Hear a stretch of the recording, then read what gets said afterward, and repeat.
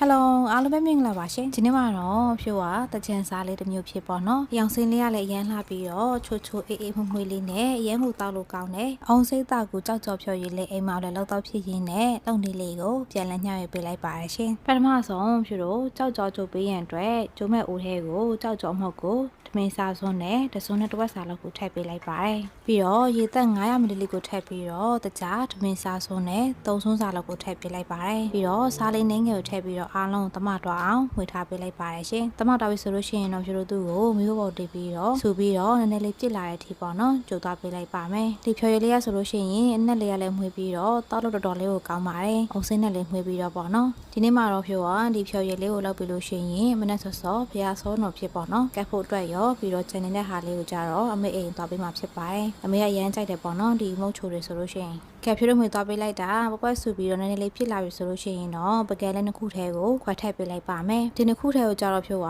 အယောင်ဆိုးဆေးလေးထည့်သုံးထားပါတယ်တရောင်ကကြတော့အပြာရောင်လေးနဲ့နောက်တရောင်ကကြတော့ခရမ်းရောင်လေးပေါ့နော်ဒီနေရာမှာကိုကြိုက်နေတဲ့အယောင်လေးကိုသုံးနိုင်ပါတယ်ရှင်အယောင်မထည့်ဘူးဆိုလည်းရပါတယ်နော်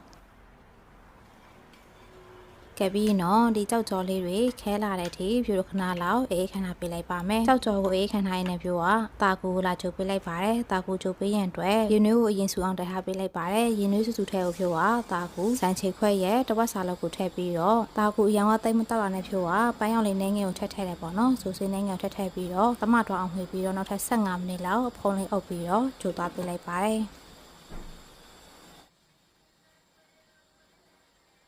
ဖြိုးချိုသွားလိုက်တဲ့တာကူကလည်း15မိနစ်ပြည့်သွားပြီဆိုလို့ရှိရင်တော့မီးကိုပိတ်မယ်ပြီးရင်တော့သူ့ရဲ့အပူရှိန်လေးနဲ့ပဲနောက်ထပ်7မိနစ်လောက်နှက်ပြီးလို့ရှိရင်7မိနစ်ပြည့်တော့ရေလေးနဲ့ဆေးပြီးတော့ရေစစ်ပေးထားလိုက်မယ်ပေါ့နော်တာကူကိုနှက်ထားရင်းနဲ့ဖြိုးကဈေးကဝယ်ခဲ့တဲ့ဒီမြောက်6ဖက်လေးတွေကိုပြုတ်ထားပေးလိုက်ပါတယ်ရှင်နူးသွားတဲ့အထိပေါ့နော်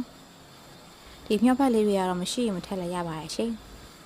ဒီမော်လေးရဆိုလို့ရှိရင်တကြံမှာအထူလေးဖြစ်လောက်စားမှဆိုလည်းအရန်ဆင်ပြေပါတယ်အရန်လည်းလှပြီးတော့တောက်လို့လည်းအရန်ကောင်းတယ်ပေါ့နော်ကဲဖြူတို့အေးခံထားတဲ့ဒီတာကူကလည်းခဲသွားပြီဆိုလို့ရှိရင်တော့ကိုစိတ်ကြိုက်တုံးကြီးသေးကိုအစင်းသစ်လေးထားပေးလိုက်ပါမယ်နော်ဒီနေရာမှာကိုကအချောင်းချောင်းလေးတွေလိုချင်ရင်ကြစ်ကလေးနဲ့ချိယူမယ်ဆိုလည်းရပါတယ်ရှင်ကျွာတော့လေးတုံတုံသေးလေးတွေတုံထားပေးလိုက်ပါတယ်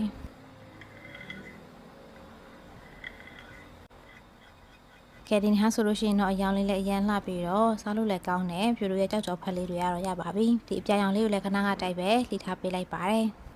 ကဲပေါင်းပစ္စည်းအားလုံးလည်းအစစ်အသက်ဖြစ်နေပြီဆိုလို့ရှိရင်တော့ဖြိုးလို့စပြီးတော့ဖြော်ရည်လေးကိုဖြော်ပေးလိုက်ပါမယ်နော်။ရင်ဦးဆုံးတကြားထမင်းစားစွန်းနဲ့ငါးစွန်းစာကိုဖြော်မဲ့ခွက်ထဲကိုထည့်ပေးလိုက်ပါတယ်။ပြီးတော့နှုတ်စီထမင်းစားစွန်းနဲ့လေးစွန်းစာလောက်ကိုထည့်ပေးလိုက်ပါတယ်ရှင်။ဒီနေရာမှာအချိုတွေပါတွေကတော့ကိုကြိုက်သလိုချိန်စားပြီးထည့်နိုင်တယ်ပေါ့နော်။ပြီးတော့နှုတ်စိန်400မီလီလီနဲ့